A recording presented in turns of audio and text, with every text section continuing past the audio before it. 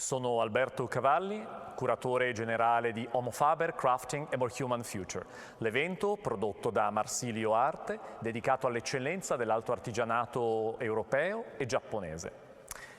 Tra poco vedrete una conversazione tra me e il leggendario artista e regista americano Robert Wilson, uno dei 15 curatori che abbiamo chiamato per immaginare, ideare e sviluppare le 15 esposizioni che compongono Homo Faber. Robert Wilson, we are at Homo Faber on the Fondazione Giorgio-Cini, an event by the Michelangelo Foundation produced by Marsilio Arte and dedicated to the celebration of fine craftsmanship, creativity and talent. You are one of the curators that put together the 15 exhibitions that compose Homo Faber, and your installation is called Waiting with Peace and Darkness. Would you mind telling us where the idea came from and what we will see in that magnificent room? Well, I call the installation that I've made Waiting, and years ago in the early 90s, I was asked to direct Madame Butterfly, Puccini's Madame Butterfly, at the Opera Bastille. And I wasn't real sure, but I said if I did it, I wanted two things primarily. One is that I didn't want any soji screens, I didn't want cherry blossoms, and I wanted the stage to be more like a Zen garden, more meditative. And so I did it, and when Puccini first wrote Madame Butterfly, he wrote a music that is anywhere from 11 minutes to 13 or maybe even longer. That's between the second and the third act, where nothing happens on stage. And the butterfly is sitting through the night waiting for Pinkerton to return. And so Ming Wang Chung, who was conducting, said, I said, I want to do that. He said, but I don't know. I said, you know, soon after Butterfly first opened, when Puccini first wrote it, the critics were very bad and criticized this one scene that went through the night while Butterfly was waiting. And so Puccini cut it from the opera. And he wrote a fanfare, and that replaced it. And as long as he was living and Madame Puccini was living, it was never performed. And most of the times it's not performed. But I said, if I do it, I want to do that music. And so those conditions. I didn't want cherry blossoms. I didn't want soju screens. I just wanted to have an empty space. And so I designed a chair, and it's the first thing we see in Madame Butterfly. In this empty Zen-like space, and it was a chair for Butterfly to sit, for her to wait for Pinkerton to return. So those were the inspirations for this installation. I have other pieces that I guess are directly related or unrelated to the influence of the Japanese culture on my work.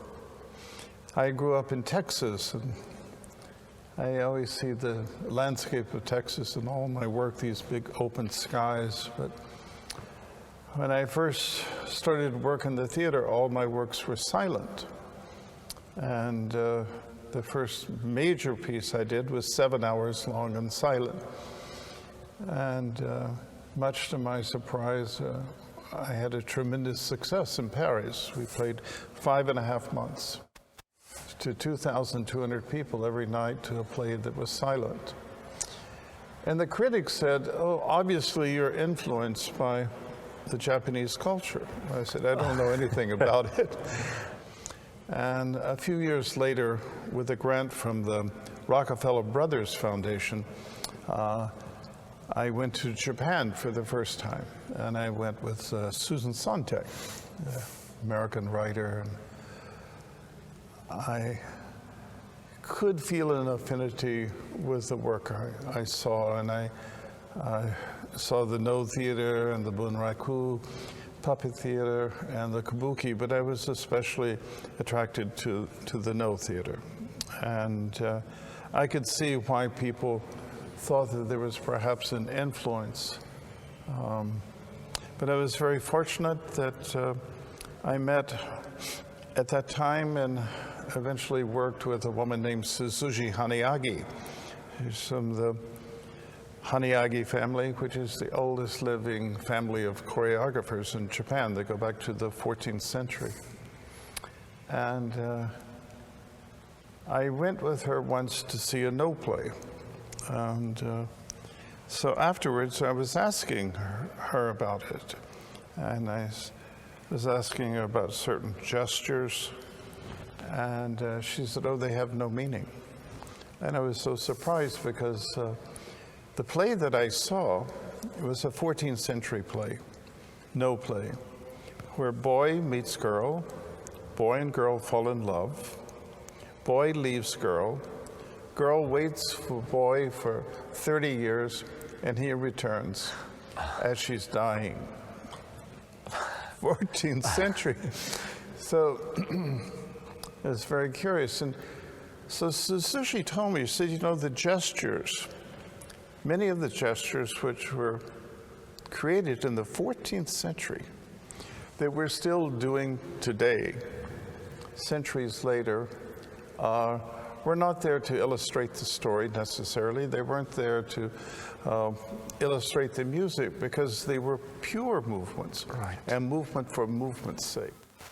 So that was very curious to me because later when I began to direct The Ring of Wagner and Shakespeare's King Lear and Hamlet and whatever, I always staged the work silently first and later added the music. And so very often the gestures of movements were made first without having the story in mind, or were not made without hearing the music. And pure expression in a way. Yes, so the movements have their own rhythm, structure, and integrity, and they don't have to be there to illustrate or to decorate or to second what we're hearing. And so that was another confirmation in the work I was doing in the theater, but it was quite by accident that I discovered the Japanese culture. These coincidences proved to be extremely powerful throughout your work, and in the installation, Waiting, that we see here, we see your vision in dialogue with many other talents, the costumes or sculptures, better to say, by Frida Parmeggiani, the elements that you have selected from your own collection to illustrate this kind of rhythmic approach to the discovery of this magnificent luminous stage where the waiting chair, the sculptures, etc., live into the space. And Butterfly, at a certain moment, everybody, including Suzuki, were inviting her to forget about Pinkerton and to marry the rich Yamadori and to change her life. But she doesn't. She waits. And I think of Emily Dickinson when she wrote, "We sing to use the waiting, my bonnet but to tie, and shut the door unto my door, no more to do have I." As if waiting were kind of the essence of our time, waiting for something to be revealed, waiting for something to happen, while we also create maybe the conditions for it. Is theater related to this idea of waiting and longing for something to happen? And how do you integrate, I would say, the artisanal talents into what you do? Because I am sure that in order to deliver these spectacular results that you always achieve, you have to work with people you trust and with artisans who are never merely executors, but interpreters of your vision. Well, first of all, it's very curious that this theme of waiting is very contemporary. We look at Samuel Beckett waiting for Godot, but I think if we trace history, it's something that has been with us through literature and from all cultures. So the waiting chair that I'm showing here that was from Butterfly, probably, in the future, more people will know that chair and not know the stage production, because a chair to me is not a stage prop. It can just be seen alone, and we don't have to think that it's from this production of the theater, but it's a piece of sculpture, it's a craft, it's a chair with a very thin back and a big block seat that is black lacquered and has only one leg, one bamboo. So to engineer the chair is quite complicated, to find the balance between the seat and a slat back and one leg.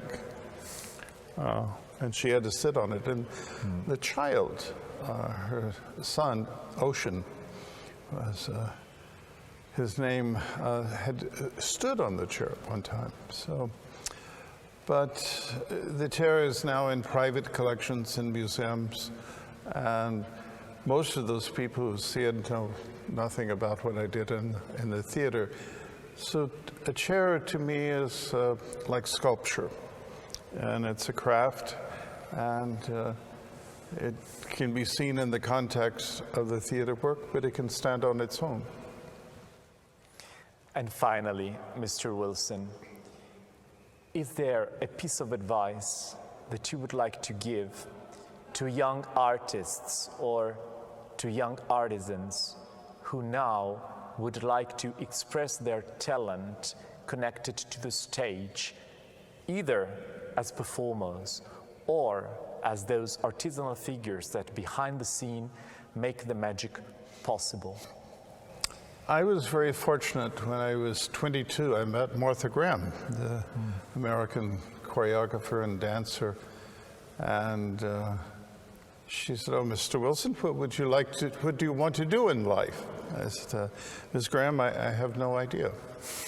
I can't imagine what I'll do in my later years." And she said, "Well, Mr. Wilson, if you keep working and long enough, you'll find something."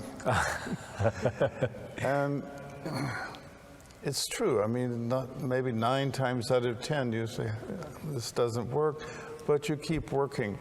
And that would be my advice. Just keep working. Keep working, because work is not just something you do to get a salary at the end of the month, but it's something you do to express yourself with authenticity. It's a way of living. It's not like I have to wake up in the morning and dress and go to an office and work and then go home and watch television.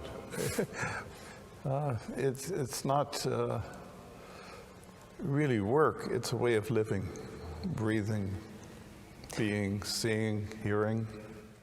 And I think it's the best piece of advice that we can give to the young talents that will hopefully come to Homo Faber and be inspired by legendary persons like you who paved the way for a different way to interpret art, beauty, culture, and craft that makes it possible. Thank you very much. Thank you.